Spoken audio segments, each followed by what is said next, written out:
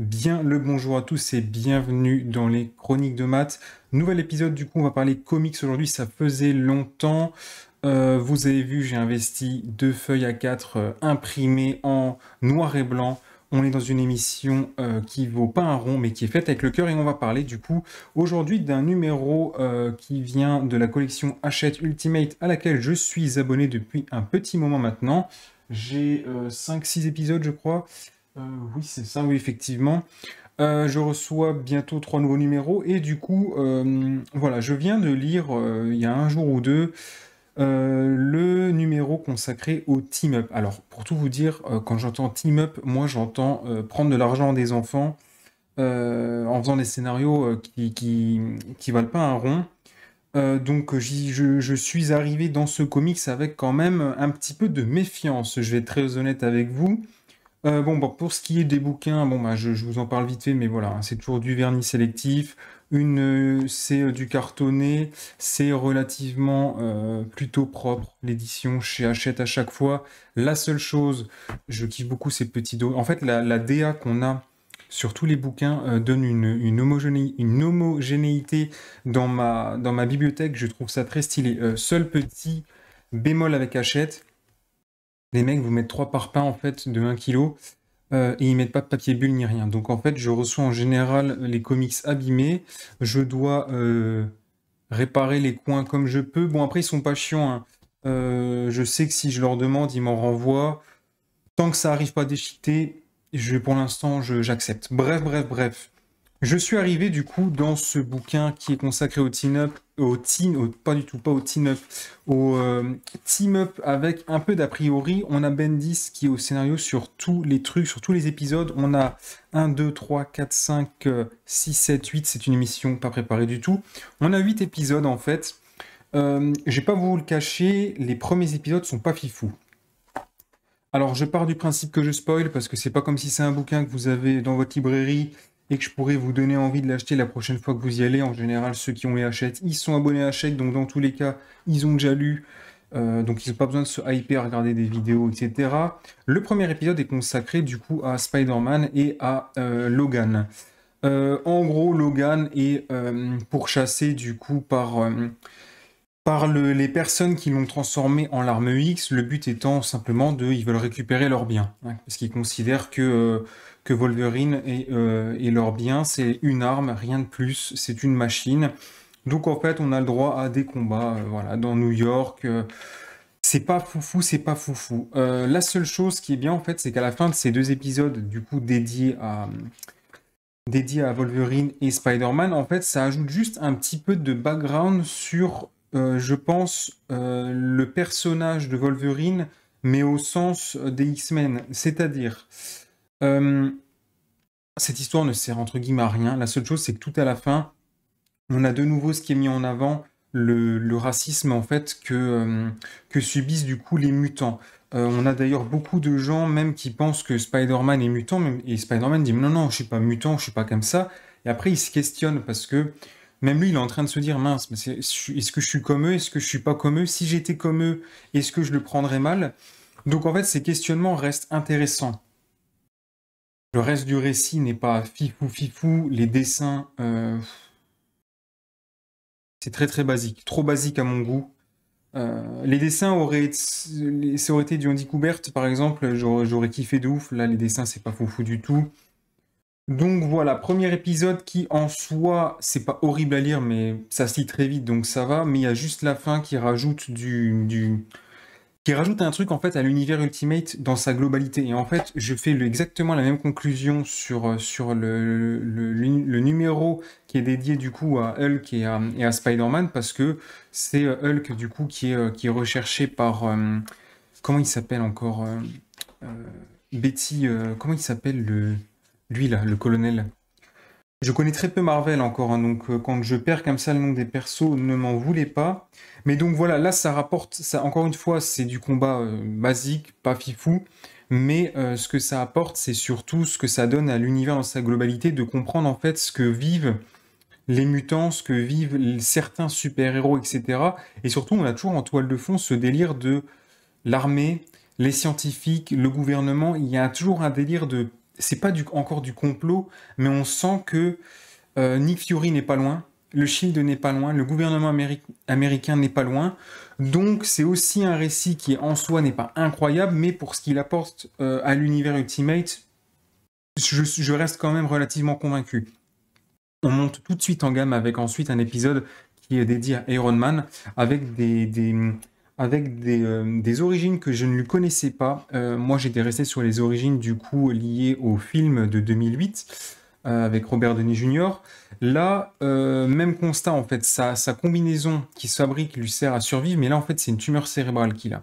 Et encore une fois, on a quelque chose de très très intéressant qui est que il y a tout ce questionnement de l'armement, de à qui les entreprises Stark vendent des armes, et on a cette critique en fait des Américains qui vont vendre des armes ou fricoter financièrement avec des pays par exemple du Moyen-Orient qui sont des dictatures qui se cachent pas trop et qui sont absolument abjectes avec leurs concitoyens et les personnes qui vivent dans ces pays. Donc on a encore une fois cette thématique qui est là. Par contre, l'épisode en lui-même, je trouve, est beaucoup mieux. Je trouve qu'il est vachement touchant pour le coup. Tony Stark dans cet épisode-là.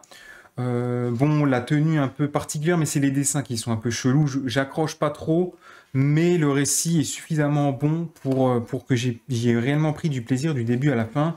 Vous voyez, là, en fait, on a toute l'histoire où ils se sont fait kidnapper, en fait, par justement un groupe de révolutionnaires, du coup, d'un pays où Stark, du moins l'entreprise Stark, vend des armes et fricote avec le gouvernement qui est un gouvernement corrompu et totalitaire. Donc c'est Iron Man pour le coup, c'est là où quand je lisais le bouquin, je me suis dit ouais, ça y est, on commence à monter en gamme. Et la cerise sous le gâteau, c'est ici. Alors les dessins sont complètement ouf, les dessins c'est de c'est pas préparé. Les dessins c'est de Bill Sienkiewicz. Je ne dois pas le prononcer correctement et c'est pas grave, il ne regardera pas la vidéo, j'en suis sûr. On a des dessins qui sont incroyables. Et en plus, je trouve, là on est sur le Punisher du coup, Daredevil, Punisher, Spider-Man. On passe du coup là tout de suite dans un truc sombre. On a cette espèce de dessin avec plein de, vous voyez, de hachures. On a beaucoup de, comme ça, de traits de crayon, comme si en fait c'était une peinture qu'on avait griffée avec les ongles. Euh, je trouve que ça colle, c'est un truc de fou comment ça colle avec le Punisher. Et je vais vous montrer quand même le niveau de détail qu'on a dans ce truc.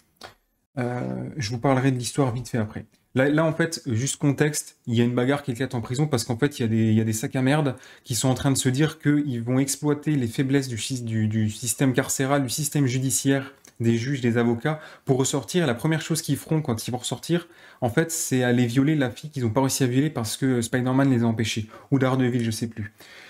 Ça éclate tout de suite. Le Frank Castle pète un câble, il les massacre à la cuillère, c'est incroyable. Et voyez juste le niveau de détail. On a ce flic dans le réfectoire qui, ça s'est passé tellement vite qu'il est figé, il ouvre les yeux en grand. Et qu'est-ce qu'on voit ici? On a un dessin d'une voiture avec plein phare sur une biche qui, pareil, est tétanisée, elle est médusée parce qu'elle comprend pas ce qui vient de se passer. La situation a basculé comme ça d'un coup. C'est un petit truc, hein, mais je trouve ça super. Je trouve ça vraiment sympa en fait d'avoir ce type de. Bon alors la biche est dégueulasse, hein, c'est dessiné avec le cul. J'aurais pu, même moi je fais mieux. Hein. Mais je trouve ça vachement cool. Ça rajoute un truc Il y a du détail. En fait, les dessins vivent réellement. Il y a un truc à regarder. Ça me plaît énormément. L'histoire en elle-même, c'est ultra adulte, ultra mature. Après, je suis un grand fan hein, du Punisher. C'est mon côté fasciste certainement. J'aime beaucoup le personnage. On revoit du coup bon, bah, les scènes tragiques qui sont arrivées à sa famille. Comment lui en vouloir hein, du coup d'avoir complètement pété les plombs. Par contre, on a un truc qui est assez ouf. Et Spider-Man là, il est dessiné, c'est un truc de fou. Le Spider-Man là, avec le visage comme ça, très très fin. Il y a un truc qui se passe. Daredevil aussi, regardez-moi comme c'est bien dessiné. Voilà, franchement, moi je connaissais pas ce dessinateur. Je trouve ça incroyable. Alors, ça doit pas coller avec tous les personnages, mais c'est vraiment très très beau là, en tout cas sur ce truc. Bon, bah c'est une histoire de Frank Castle. Hein. Le mec s'évade de prison. En prison d'ailleurs, les policiers lui font comprendre que ils sont un peu de son côté. Et puis en fait, on a du coup aussi Matt Murdock, donc du coup Daredevil Matt Murdock, qui qui va recevoir en fait l'ancien collègue de police de Frank Castle avant qu'il pète un plomb, et en fait le mec stresse parce qu'il se dit merde, moi j'ai touché aussi des pots de vin à l'époque, Frank va venir me flinguer en fait. Surtout qu'en plus on comprend, alors je vais peut-être pas spoiler, mais on comprend en fait ce qui est arrivé à la famille de Frank, pourquoi c'est arrivé en fait. Je vous laisserai le soin de découvrir ça, mais les dessins, voilà, franchement, moi c'est un truc de ouf. C'est vraiment, c'est ma cam, hein. C'est ma cam. Bon, après, comme je l'ai dit, hein, les personnages, pour le coup, qu'on représente actuellement là, euh, collent beaucoup au dessin. Regardez-moi ça, quoi. Putain, ce truc, fond d'écran PC, quoi. Ouais, c'est vraiment en fait, ce tome-là, ça a été une montée en puissance. Les deux, trois premières histoires, bon, pas foufou, mais utile. Iron Man, plutôt surprenant, pas mal, ok. Et ensuite, DD, Punisher, Spider-Man, oh la vache, un truc de ouf, quoi. Franchement, c'était excellent.